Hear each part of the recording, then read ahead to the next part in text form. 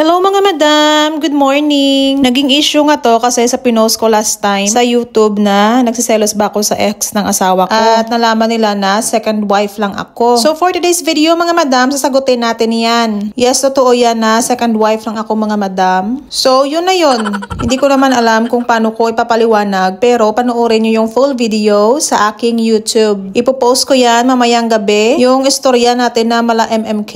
Hindi ko na pala ikikwento dito sa inyo kasi para pumunta kayo sa YouTube page ko. Para doon ako magka-views at para doon ako kumita. Ito nga yung ginawa ko guys, ngayong umaga. Naglaba ako, nagtapon ako ng mga basura, naglinis-linis ng bahay. Kasi ito lang naman yung mga gawain ko guys sa bahay as a housewife na walang trabaho. Naglinis na nga din pala ako ng aming sala kasi last time may bisita ako at usually pag nandito talaga yung stepson ko, makalat yung bahay namin kasi dito nga siya palagi naglalaro sa aming living room. Pero nag-enjoy naman ako guys sa ginagawa ko basta andito lang ako sa bahay kasi ano pa naman ba yung gawin natin? Wala naman akong work. Alangan ba naman na tunganga lang ako buong araw sa bahay? At pagkatapos ko nga maglinis, nakita ko tong package. In-order to ng asawa ko para daw sa Christmas presents. Kaya bawal ko tong buksan. At ayan na yung aming living room mga madam. Maganda na siyang tignan at maliwalas. Nagluto nga din ako ng taco. Yung nilalagay sa burrito ba? Beef yan siya mga madam kasi yan yung favorite ng asawa ko. Ilalagay ko lang yan sa tortilla at saka beans. And then after nun, kumain ako ng siomay at siopaw na binigay lang sa akin sa church. Kain tayo mga madam, siomay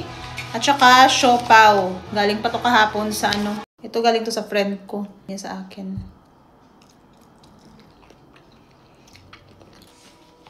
Ito naman, siopaw. Sarap.